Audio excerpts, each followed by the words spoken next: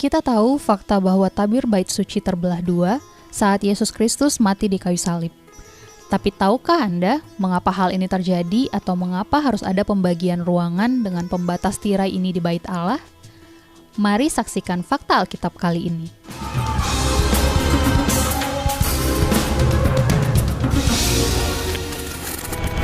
Jesiers, tabir atau tirai bait suci adalah salah satu benda dalam Alkitab yang memiliki daya tarik untuk dibicarakan.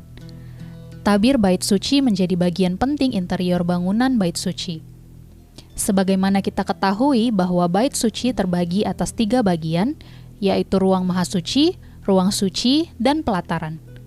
Tabir bait suci adalah tabir atau tirai pemisah antara ruang kudus dan ruang maha kudus di dalam bait suci.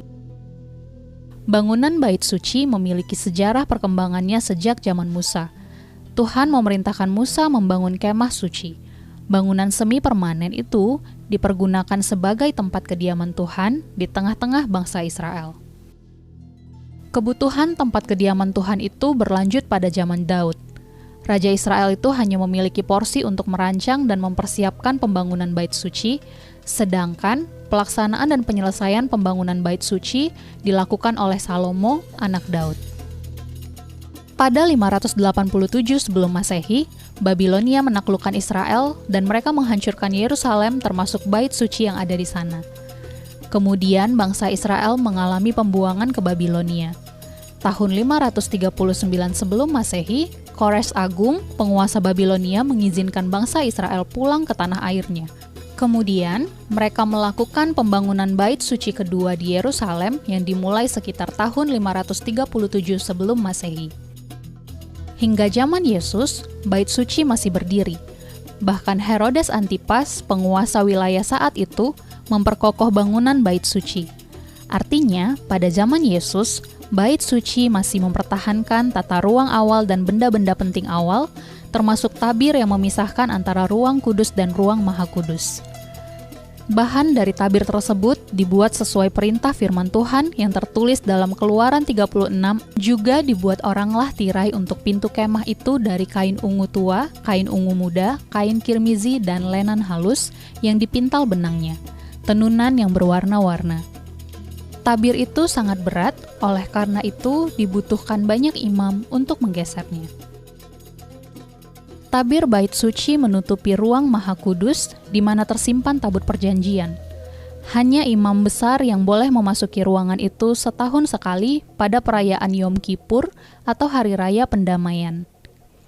Yom Kippur adalah hari paling suci dan dianggap penting dalam agama Yahudi.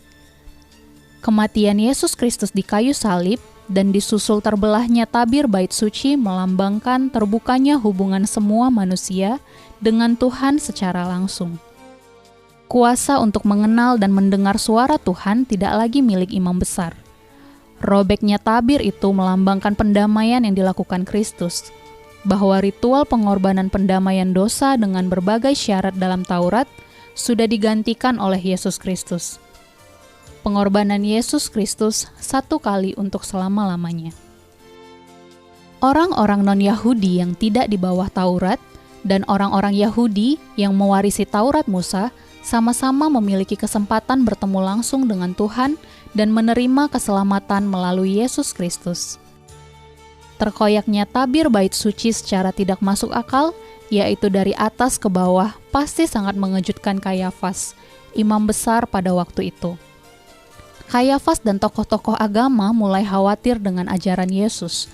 Mereka berpikir jika semua orang Yahudi mengikut Yesus, maka bait suci kosong sehingga Roma bisa merampas tempat yang dianggap tidak berguna itu. Oleh karena itu, fatwa imam besar Kayafas adalah lebih baik mengorbankan satu orang Yahudi, yaitu Yesus, daripada seluruh Israel hancur. Yohanes 11 ayat 49-50. Kayafas dan para tokoh agama tak ingin kehilangan bait suci yang berfungsi menjadi tempat untuk mempertahankan kekuasaan dan pusat perekonomian, daripada belajar kebenaran firman Tuhan. Terkoyaknya tabir bait suci secara spektakuler menyingkapkan apa yang lama tertutupi, tempat yang masih disakralkan oleh tokoh-tokoh agama yang tidak lagi suci hatinya, kini terbuka. Adat istiadat yang dicampur dengan ajaran agama sudah tersingkap kesia-siaannya. Setiap manusia bisa menghadap langsung secara pribadi pada Tuhan tanpa pengantara imam besar.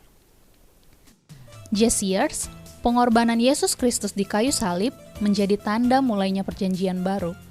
Hukum Taurat yang merupakan tuntutan dari perjanjian lama tidak akan lagi mengikat umat yang beriman kepada Kristus, karena Dia telah menyelesaikannya dengan sempurna di kayu salib itu. Semua manusia yang percaya pada Kristus memasuki hukumnya yang baru, yaitu hukum kasih. Anda diberkati dengan fakta Alkitab kali ini? Tuliskan di kolom komentar pendapat Anda ya. Saya juga mengajak Anda untuk menjadi berkat bagi Indonesia dengan memuridkan generasi bersama CBN Indonesia. Caranya, dengan donasi melalui scan QR Code dan berikan kode 010 di akhir nominal donasi, atau melalui link yang ada di deskripsi. God bless you!